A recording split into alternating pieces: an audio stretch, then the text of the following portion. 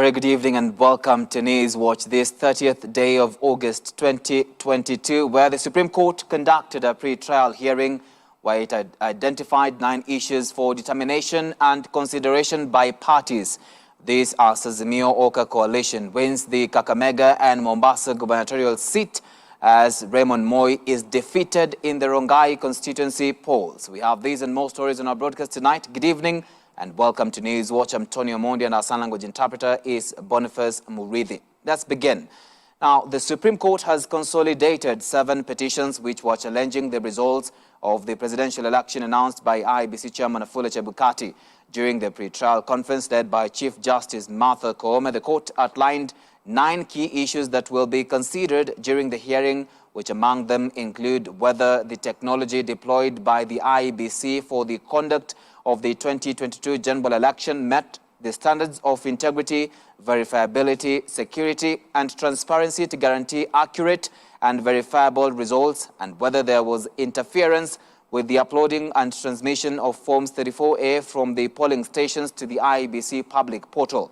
Earlier on, there were 9 petitions, but 2 of them were struck out, which included petitions by former Gatundu South MP Moses Kuria and President-elect William Ruto, which sought to bar LSK from participating in the petition.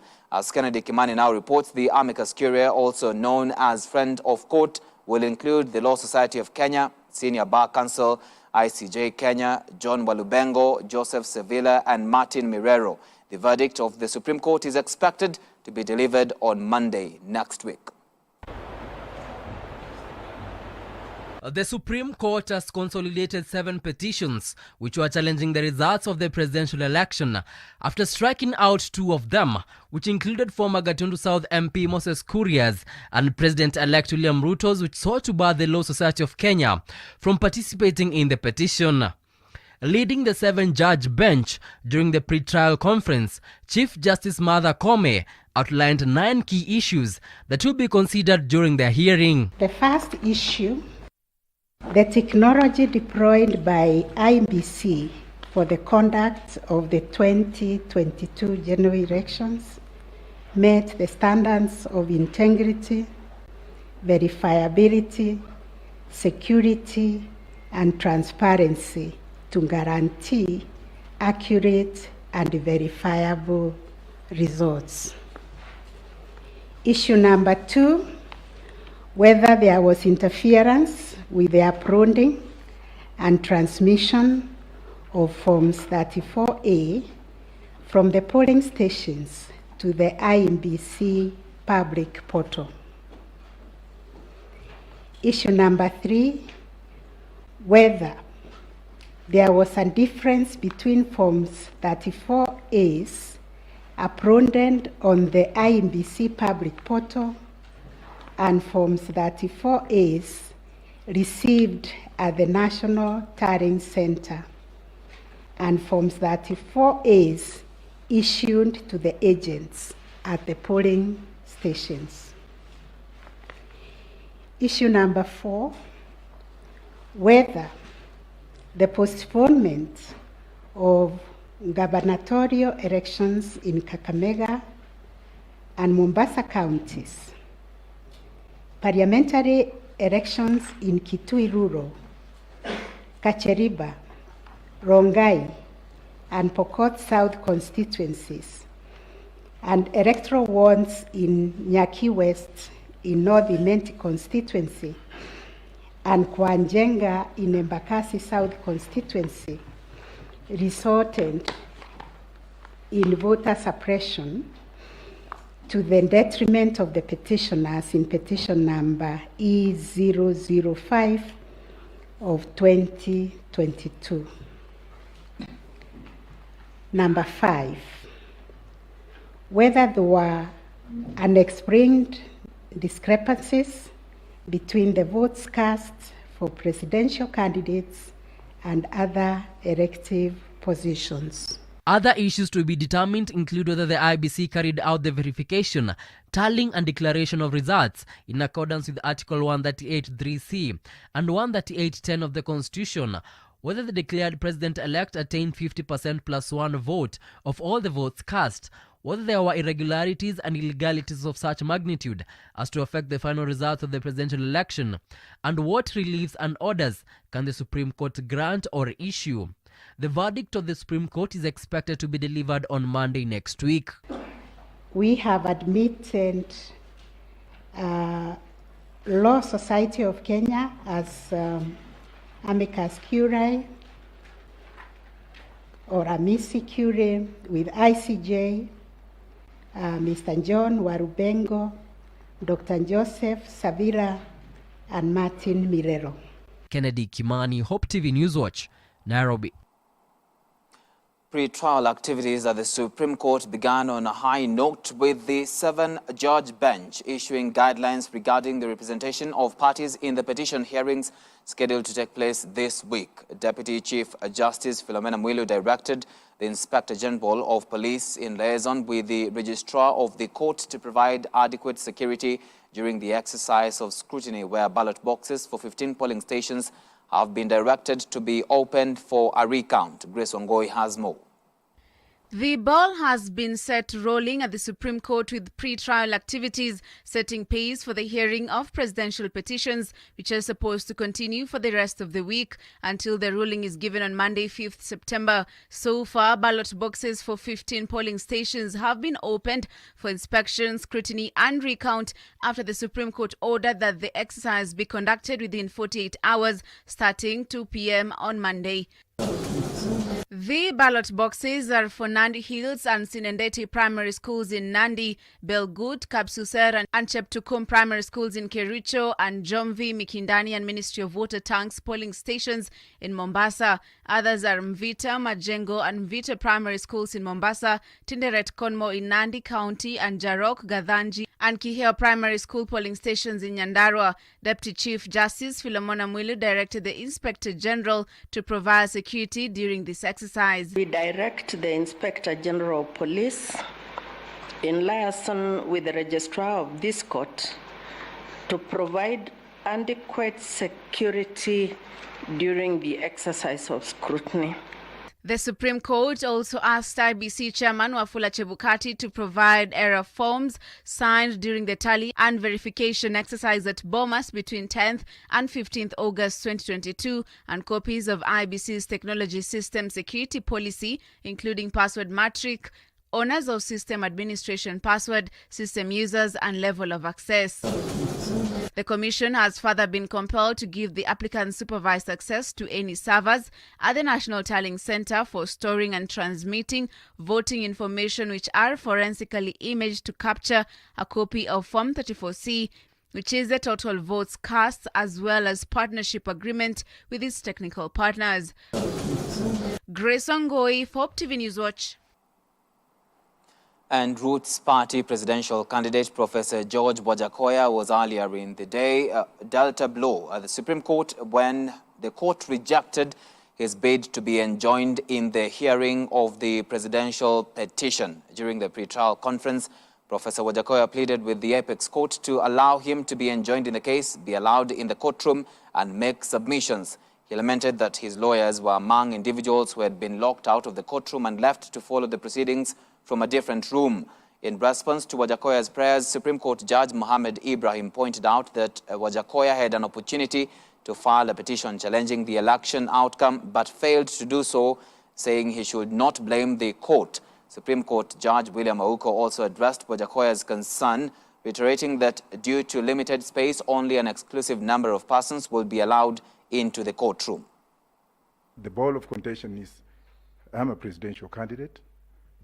I was in this room this morning.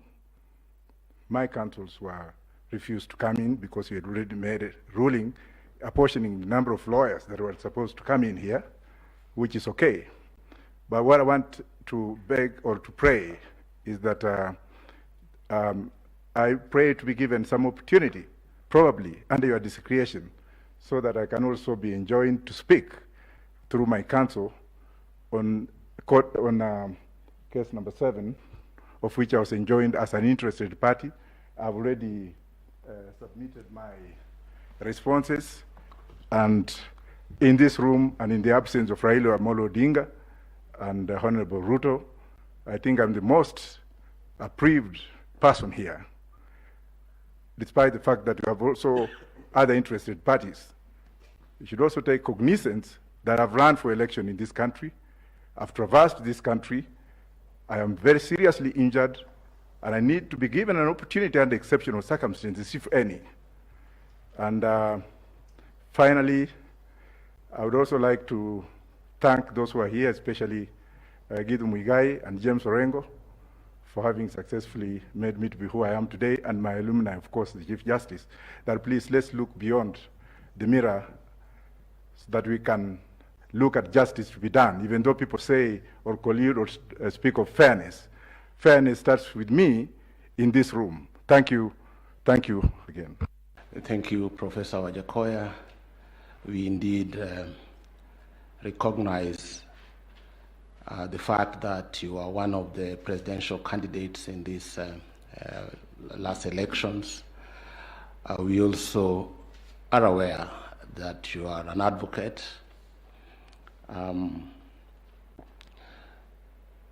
We issued directions regarding the use of this courtroom, and we explained why we only have so many lawyers allowed here.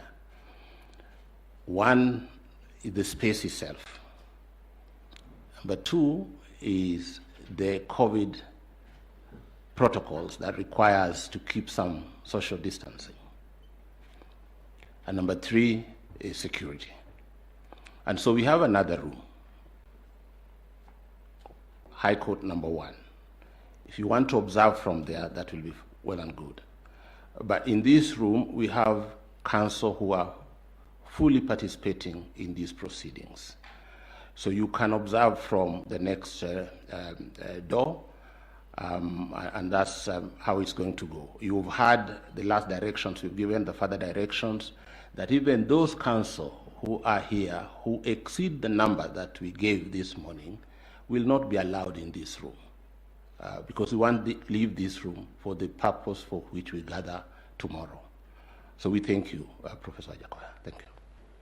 If you, under the law, under Article 140 of the Constitution, if you are aggrieved as a candidate, you have the first opportunity, you have a right under the law to file a petition challenging the validity. You did not do that, Professor Wajakoya, so you lost that opportunity. So with respect, you have to bear the consequences. Thank you. Thank you very much. It's only that I was trying to make a point that I've been named as an interested party. Otherwise, I would have filed, but thank you. Much obliged. Away from that, the Orange Democratic Movement, ODM party, has won in 2 gubernatorial mini-elections conducted Monday by the Independent Electoral and Boundaries Commission, IEBC, in Kakamega and Mombasa counties. Fernandez Barasa beat his closest ANC party rival Cleophas Malala to win the Kakamega governorship, a seat after garnering 192,929 votes against Malala's 159,508 votes. In Mombasa, Abdul Somad Nasir garnered 119,083 votes to beat UDA party's Hassan Omar Sarai, who emerged second with 98,105 votes. Dickens Luvanda has this report.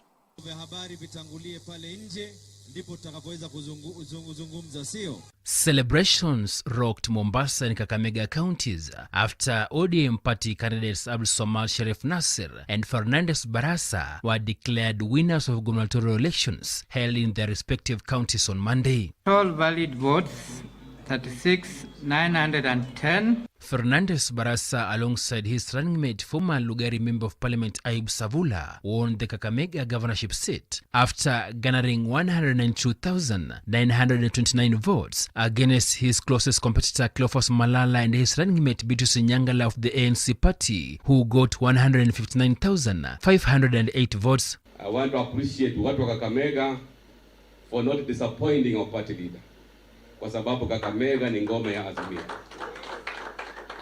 I also want to appreciate Kakamega people having demonstrated that this county belongs to Azimio by voting in 11 members of parliament out of 13.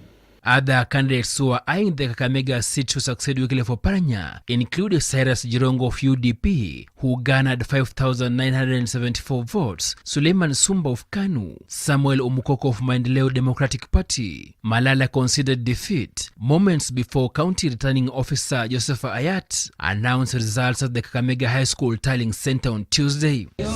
Tumekubali kama vichwa vyetu viko juu kabisa. Yes. Kwa sababu tulifanya kila kitu iwezekanavyo, tulikampeni vizuri na tukahakikisha kwamba tumefanya kila kitu ya kutuwezesha kushinda. Yes. Lakini kwa mapenzi ya Mwenyezi Mungu yale ambayo imefanyika. Amen. Ningependa kuchukua fursa hii kuwapongeza wale wapinzani wangu, Mheshimiwa Fernandez Baraza na Mheshimiwa Ayub Savula. The immediate former Mvita Member of Parliament Abdul Samad Sharif Nasir, alongside his running mate Francis Toya, were declared the winners of the Mombasa governorship race to succeed Hassan Joho after garnering 119,803 votes, trouncing UDA party's Hassan Omar Sarai and his running mate Selina Maitha, who emerged second with 992,105 votes. Abdul Samad Sharif will put Mombasa into the opposition. Hapa niko na wajumbe wa county 26 kati ya 30. Wale wanne wa upande ule tunawapatia mkono tuweze kufanya kazi pamoja. Watano kati wa 6 ni wa Azimio ODM wabunge. Mbunge yule mmoja ambaye kwamba aliyoko tunamuomba, tunampatia mkono tufanye kazi pamoja. Other contestants in the Mombasa governorship race were Awiti Bolo of VDP Party, William Kinge of PA, Daniel Mwonga Kitsao, Shafi Makazi Mwagenda, and Said Omar Abdallah, with the former Nairobi Governor Mike Sonko, who wanted to vie in the race, congratulating Abdul Samad.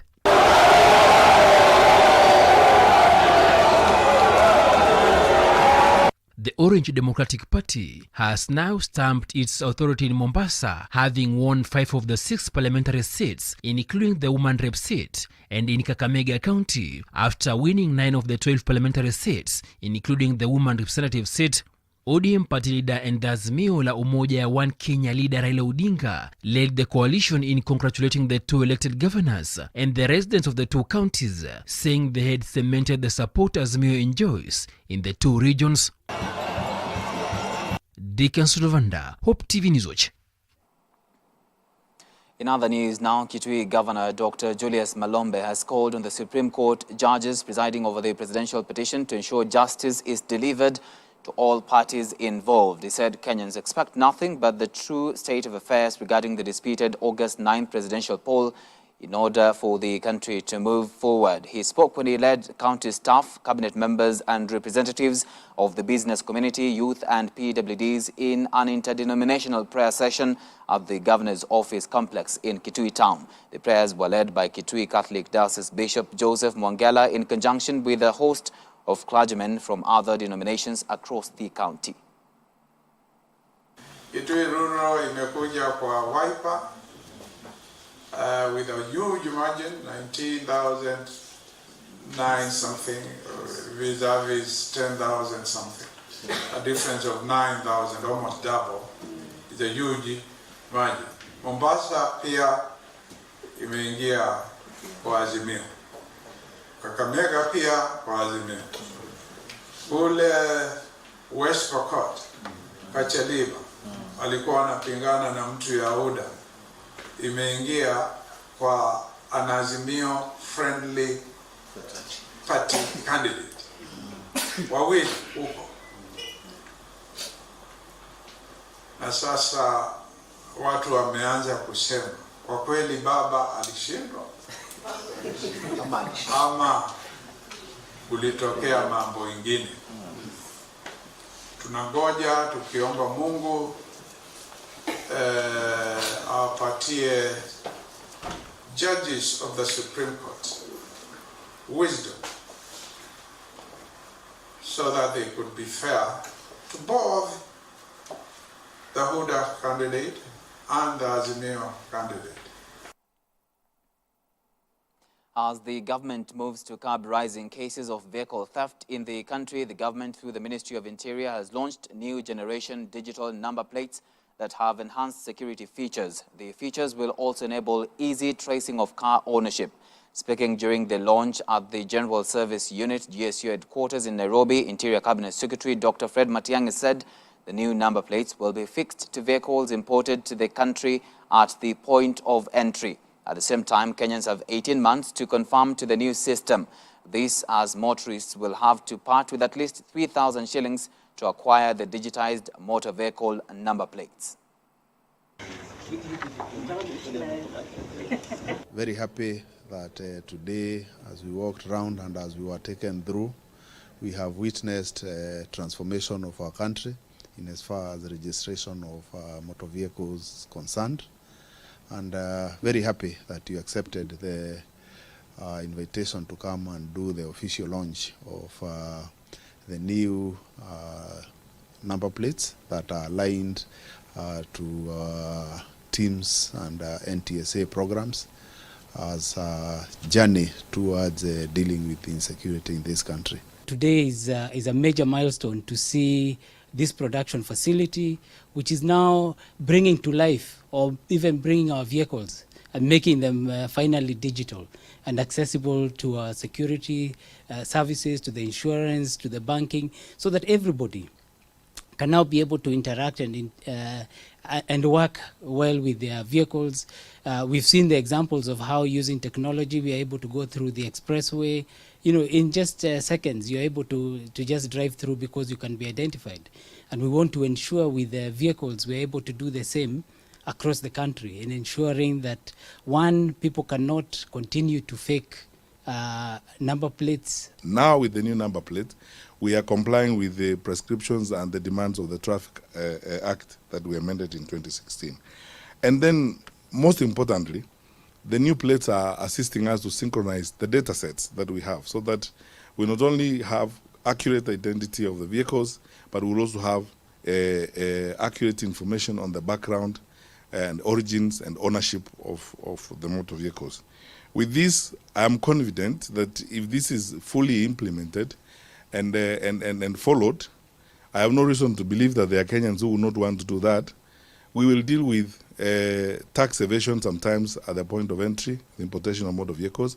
We will bring an end now to selling of motor vehicles that are stolen from other jurisdictions, so that we are addressing both a transcontinental problem in the movement of motor vehicles and also a transnational problem.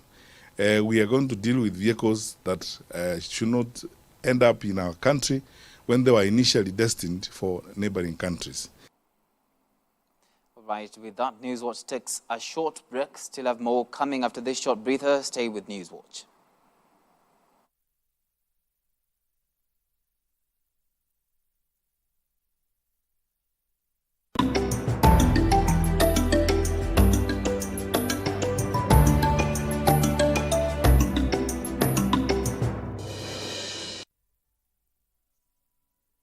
Coming up this September, CITAM Springboard Convention 2022 with fresh anointing to radiate God's glory as we reach out to the lost.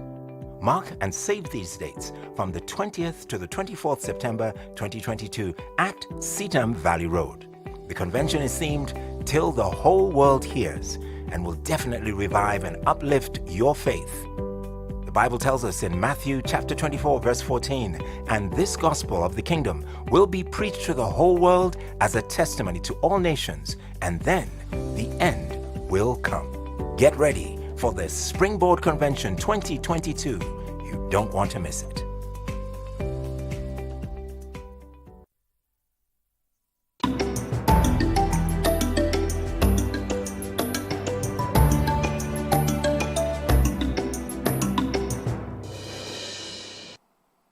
Let's continue with our broadcast. Machakos Governor Wavinya Ndeti has urged Machakos residents who are not covered by the National Health Insurance Fund, NHIF, to do so to enjoy subsidized cost of accessing healthcare. Speaking while on her second day tour of the Machakos Level 5 Hospital Tuesday afternoon, Wavinya noted NHIF was critical in easing the burden of healthcare costs, especially to the majority of rural residents. The governor made the remarks after a section of relatives of patients who are admitted in the county's largest health facility pleaded with her to help them clear pending hospital bills. She, however, pledged her administration will explore mechanisms through which a waiver of the bills could be facilitated. Na waomba tafadhali muhakikishe kila mtu tu amepata kadi ya NHIF. Tujikakamue. NHIF ukilipa hata 22 shillings kwa siku. Ama hata ukirukia siku mbili upate ni 44. Si utalipa? Na mtu wako akiwa mgonjwa, ama sasa kadi yangu ya NHIF sinabeba mpaka mtoto wangu yule ako under 18. Nikienda na hii kadi yangu ya mtoto wangu akiwa mgonjwa, nikienda na kadi yangu ya under 18, hiyo kadi yangu inatumiwa kutibu mtoto wangu. Kwa kadi yako inabeba watu wengi. Tunaelewana? Kwa hivyo ninawasihi tafadhali tujaribu kila mtu akuwe na kadi ya NHIF. The Teachers Service Commission, TSC, has interdicted the 2 teachers who are embroiled in the assault case of a pupil. Edwin Oro and an advocate of the accused availed in court copies of the interdiction letters of his clients Paul Otieno Osogo and Maureen Awor Otieno. This was during the hearing of the bond application case by the prosecution on Tuesday at the Siaya Law Courts. Otieno and Osogo are accused of beastly caning a minor who was a student at Nyamninia Primary School in Yala, Siaya County in July 2022. According to a viral video that had the minor bemoaning the cruelty of the teachers, the reason for caning was his failure to score 400 marks and above.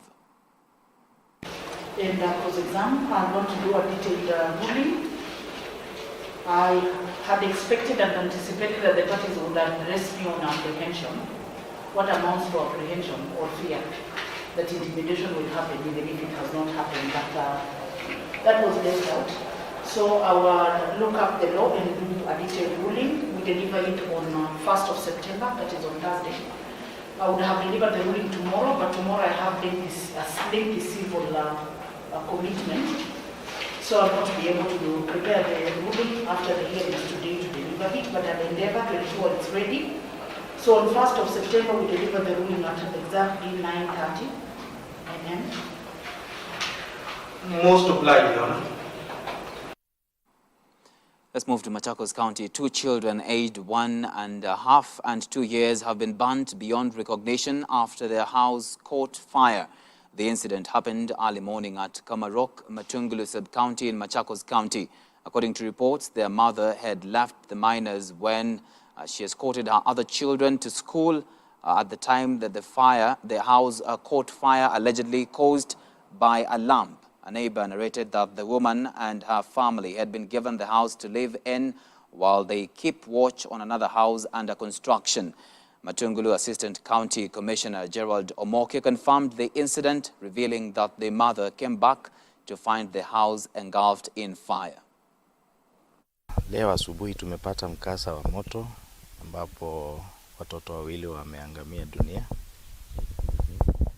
Ni kisa ambacho mzazi alikuwa ametoka mapema saa 11:30 kupeleka watoto wengine shule. Na kwa bahati mbaya nasikia kulikuwa na ita ambao wanatumia inaitwa koroboi. Labda tujui, lakini tunashuku kwamba ilipuka na watoto wawili wakaangamia. Mtoto mmoja wa miaka 4, mwingine wa miezi 20. Ni ajali ambayo tunasema labda ingeweza kukingika kwa sababu mama huwa anakaa na watoto wake hapa, na kama kawaida tu alipeleka hao wengine shule, lakini aliporudi akapata moto umetapaka kila mahali. Ni tunashuku kwamba labda koroboi hiyo ilipuka. Miili imepelekwa kwa mochari. Maafisa wa serikali wamekuwa hapa tumeangalia na tunashuku kwamba ni hiyo moto tu ulisababisha hicho kifo. Kwa hivyo ni pole zetu kwa familia, na tu ni kuwahimiza tu wakati labda mtu anajipanga kutoka asubuhi, kiwacha watoto wadogo, hata kama ajali haikingiki, uangalie tu vizuri mahali unaweka koroboi ama kitu chochote ambacho unashuku kinaweza lipuka kama gas ama anything. Hizi vitu una switch off, labda tungeepuka maafa kama haya. Our Foreign Affairs Cabinet Secretary Rachel Omamo has lauded the United Nations office in Nairobi, UNON, for supporting Kenya during the COVID-19 period, especially in 2020 when the first case was reported in the country. Speaking during the launch of the Government of Kenya and the United Nations Service Center in Nairobi, the CS said the government is committed to continue supporting UNON for greater achievements moving into the future. She pointed out the setting up of the COVID-19 hospital in partnership with Nairobi Hospital in just 4 months as a key notable milestone in the partnership. We were surprised during COVID-19 about the scale of the work that the UN does in our region and how important Nairobi is to the advancement of that work. We were at some point quite overwhelmed by the requests we were getting from school children stuck at the border, from people needing to be medvaced, from people needing to move at night. You know, it was astounding to us. And that's when we began to have these conversations with your Director General. And it is her who was able to explain to us in some detail what we were dealing with. And we were absolutely flabbergasted. So in order to deal with the COVID-19 challenge, we set up a temporary multi-agency committee to try and keep humanitarian agencies supported and to help everyone navigate through that crisis. And out of that crisis, we were able to see that in partnership with the UN, we can achieve great things very quickly.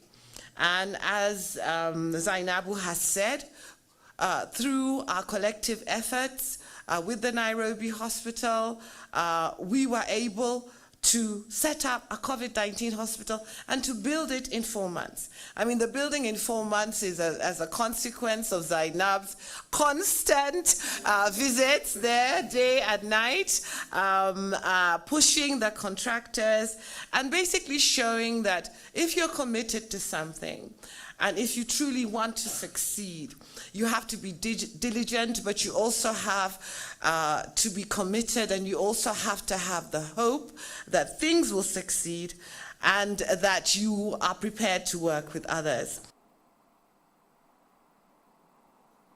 All right, with that, let's now take a look at what is happening internationally with our very own Faith Salfa. Nigeria's northeastern Borno state government has launched an ambitious school enrollment program for thousands of children displaced by the Boko Haram insurgency. The state governor Babagana Zulum launched the initiative in Moguno town, where victims of the conflict have been staying in camps after being displaced from their communities. Babagana's spokesman said 7,000 children were registered to primary and junior secondary schools in the first phase of the program on Sunday and Monday, with the project targeting more than 20,000 children across the state. And in Djibouti, the first shipment of grain from Ukraine to Africa since the Russia-Ukraine war began has docked at the Red Sea port of Djibouti. The Lebanese-flagged MV Brave Commander carried 23,000 tons of wheat bound for neighboring Ethiopia. The shipment has been arranged by the United Nations to get the wheat to countries at risk of starvation. According to the UN's World Food Programme, it will take about a week for the wheat to be bagged and taken by road to neighboring Ethiopia, which is experiencing the worst drought in 40 years. And Indian multi-billionaire Mukesh Ambani has announced a $25 billion plan to launch 5G mobile internet services in the country within 2 months. Ambani, who heads the telecoms to retail group Reliance Industries, says the high-speed network will will be introduced first in major cities, including New Delhi and Mumbai. He said it will then be expanded to the rest of India by December 2023. The company is also working with Google to develop a budget 5G smartphone. Speaking on Monday at Reliance annual general meeting, Ambani said that once the firm's 5G network is fully operational, it would be the biggest in the world. The service will be rolled out through Reliance's subsidiary Jio, India's largest mobile carrier. Finally, tensions have soared in Iraq amid a political crisis that has left the country without a new government, prime minister or president for months, escalated sharply after Iraq's cleric Muqtada al-Sadr's resignation from politics. Sadr's supporters on Monday stormed the government palace following the Shiite cleric's announcement. The violence prompted Iran to close its air and land borders with Iraq, just as millions of Iranians were preparing for an annual pilgrimage to Shiite sites. For Hope TV's Newswatch, I am Faith Salfa.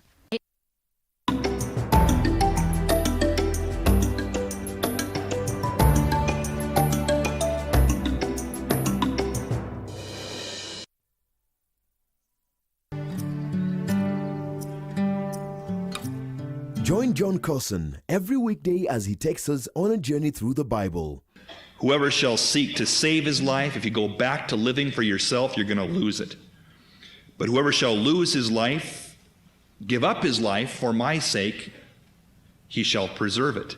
Enjoy interesting, knowledge-packed, yet simple teachings through his humor and in-depth understanding of God's Word.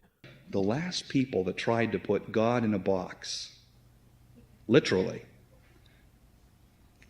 he rose again. He wouldn't stay in their compartment. If God was small enough for me to figure out, he wouldn't be big enough for me to worship. Tune in to Hope TV for John Carson every 10 p.m., 4 a.m., and 10 a.m. weekdays on Hope TV, where you look and live.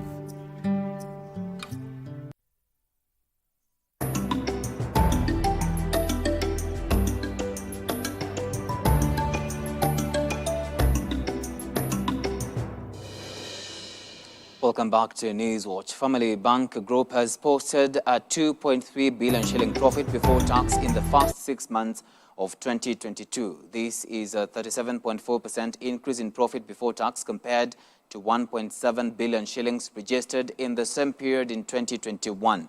The profit growth was driven by 24% growth in net interest income to 6.1 billion shillings from 4.9 billion shillings.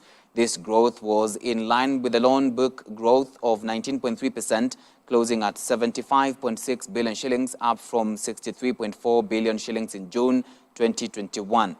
Digitization and income diversification saw the non-funded income grow by 21% from 1.5 billion shillings to 1.9 billion shillings. Further, the bank's investments in efficiencies continued to pay off, which saw the operating expenses increase marginally by 2% to 3.6 billion shillings in June 2022, up from 3.5 billion shillings in June 2021. Total deposits increased by 19% to close at 90.7 billion shillings from 76 billion shillings in June 2021, while total assets increased by 24% from 100 billion shillings to 124 billion shillings in June 2022.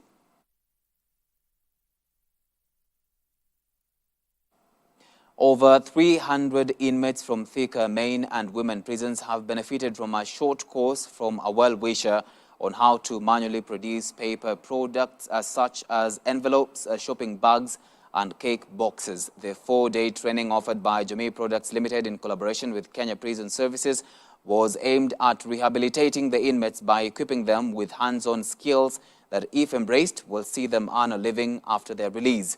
In the women prison, beneficiaries led by Stella Njoki Kungu, 19, appreciated the training, saying after their release, they will start production of various products as production requires minimum capital and less workforce. Kwa ile kazi yenye nilikuwa nafanya, nitapata kuwa na ujuzi zaidi ya vile nilivyo sasa hivi. Kwa sababu nikifanya kitu ile pale nje, naweza ambia vijana, hakuna kazi za kufanya. Kazi ziko. Ni kuchoka, vijana wataki kuchoka. Lakini kwa sasa naweza wapatia encourage na niwaambie eti wafanye kazi kwa bidii, ambapo hakuna kazi ambapo hatuwezi kosa kufanya. Na kitu ambayo nitasema ya mwisho, vijana tukule jasho yetu na tujikubali ya kwamba tunaweza. Tukubali kuchoka. Si wengi vijana wanakubali kuchoka, lakini kwa vile mimi nimekuja mali hapa, through experience yenye niko nayo, nitakula jasho yangu na ile kazi ambayo nimejifunza itanisaidia. Products ilitutembelea for the last 3 days. Nimetufunza kitu kama packaging bags, gift bags, box za kuweka keki, kitu kama kutengeneza vitu kama hizi. Hii ni kutumia mkono, hakuna ati mambo na mashini. So ukiamka tu asubuhi ujiulize nitafanya nini, unachukua tu like kama uko na capital ya kuanza biashara yoyote, unaanza tu, si kukaa tu idle. Alafu vitu kama hizi zinatuma mtu akue na mentality, big mentality ya kukuwa na kazi yoyote, si mambo na kuandikwa. The fact that you went to prison does not mean that you're different. In fact, these prison institutions, they are made for anyone. Anyone out there can join us. It doesn't mean, like, so many people out there are doing things, but they've not yet found them here. We would urge the community out there to view these women in a different way, because they are people like any other. They are people like us. When a woman is empowered, the whole society is empowered.